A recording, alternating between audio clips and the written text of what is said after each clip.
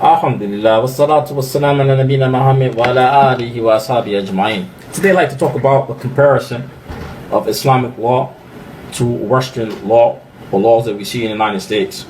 You hear from the Islamophobia and those who propagate the propaganda of Islamophobia always talking about, with Islamophobia, the slogans of the Shariah and Islamic law, and how the Islamic law is a barbaric law and legal system. Today I'd like to knock out some of these myths and do a comparison. First of all, let's talk about, for example, when they say Islamic laws are barbarian laws and they are inhumane, then let's look at what they actually are compared to American legal system and American laws. For example, they say the cutting of the hand is very barbaric. So in Islam, let's get off the myths and misunderstandings. In Islam, do not cut the hand off the thief. The penalty of cutting the hand off the thief from stealing something of little value. Somebody stole bread, $100, $50, $200. In Islamic law, the law is not related to the small amount. It's related to stealing something of a large amount or large value. This is when the penalty of cutting the hand is implemented. And with cutting of the hand of the thief, doesn't mean that now you cut his hand off, he spends the rest of his life in jail.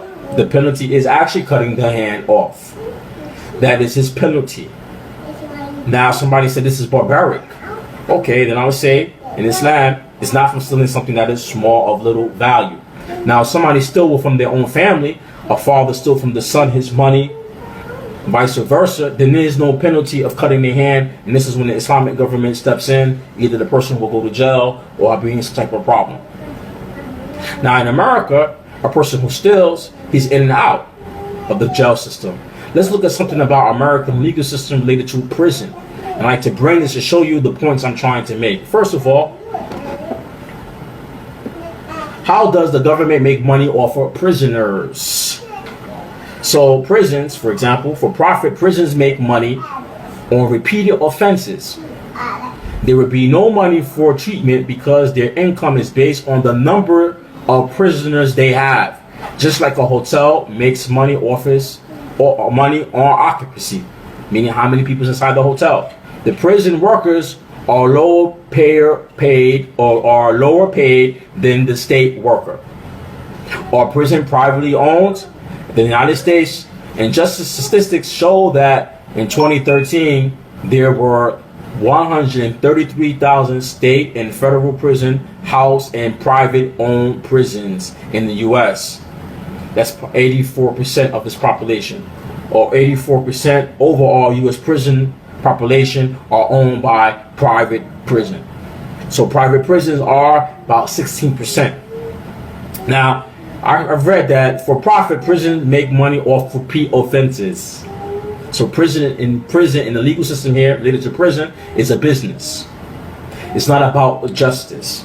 It's business. So a person who steals, whether it's small value, little value, or a lot, that he can spend a lot of time in prison and times in and out. So they make other laws to make the prison a revolving door. The laws they make to make the prison a revolving door is if you got an offense, then now you're barred, or you're restricted from working certain type of jobs and getting housing. So most likely that prisoner, when he comes out, he cannot get a job due to his record of being in prison. So he goes back to the same lifestyle he was doing before that may allow him to go back into prison. It's a revolving door, and this is how the prison makes their money. In New York State, they take the prison and they build them in places where it says usually the prison guard, it gets low pay. So they most likely in the United States, like in New York State, they build a prison in all white neighborhoods in the country. They build them in predominantly all white neighborhoods and counties and give the people there jobs. So prison in the United States is a business. So a person who steals, for example, $20, he could go to jail. He could face a lot of time, or sometimes he could be going in and out of prison. And it's not trying to resolve the problem. In Islamic law, when you cut the hand off the thief from stealing something of value, that is his penalty. That is his penalty. You cut the hand off the thief, and everyone sees it. Everyone sees it. So people know and see this guy is a thief. If you steal something, it's going to happen to you. So it deters people from stealing. It deters people from stealing. Rather, yeah, here in America, when you do some crimes like this, you're in and out of the prison system, and it's designed to keep you coming back inside. Next, I'd like to talk about drugs and selling of drugs. So in a lot of Islamic countries that have implemented the Shariah, people who smuggling drugs and sell drugs and smuggle drugs, they get the death penalty. In the United States, the person's in and out of the prison system. He might have a long-term or short-term in prison, depending upon how much drugs and what type of drugs he got caught with. And it's a big business. And in the Muslim country, somebody say, why will you kill the person who sells the drugs? Why will you kill him? This sounds barbaric. But in reality, when people use drugs, especially hardcore drugs like heroin and drugs like this, the drug don't affect the user only. The drug affects the user, its spouse, and its children, meaning its family and the society, and it destroys society. And it becomes an epidemic.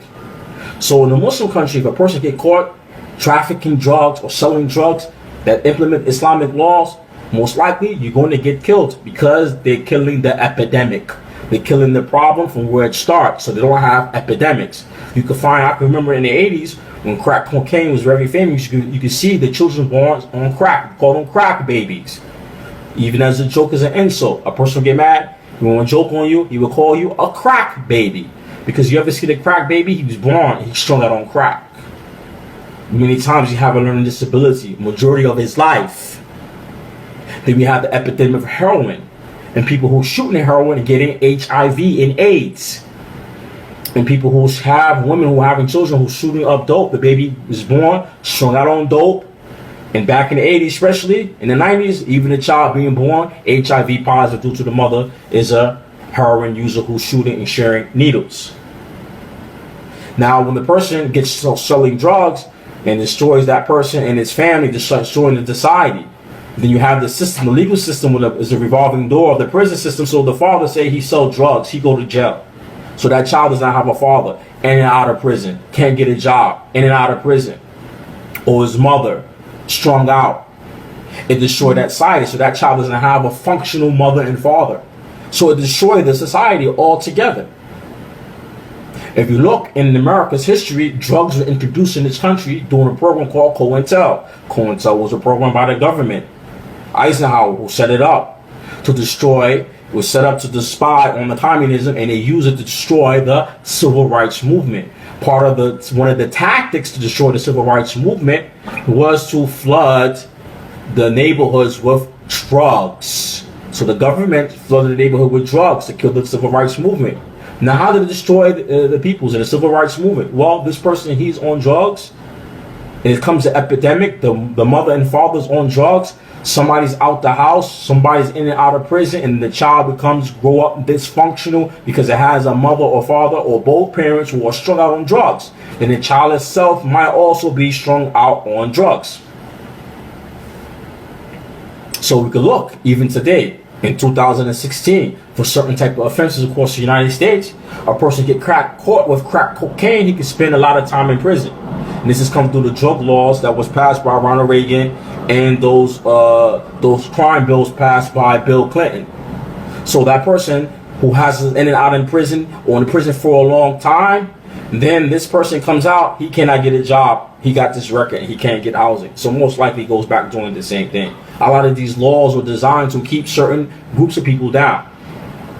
So we look at Islamic law compared to the American system, its laws, and they say it's barbaric. See, in a Muslim country, they kill the epidemic before it comes. They don't allow it to spread.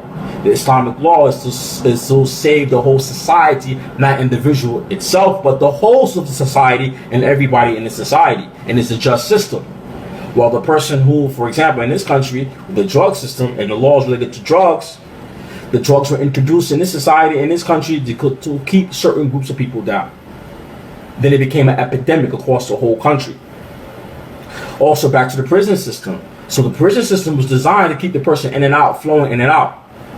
We can say in the United States that the majority of people in prison are black African American. But black African American people are not even 50% of the population of the United States. But in many states, we are the majority in prison. So prison was a system designed to keep certain groups of people down while other groups of people above. This is called whites. Keep whites above. This is part of white supremacy.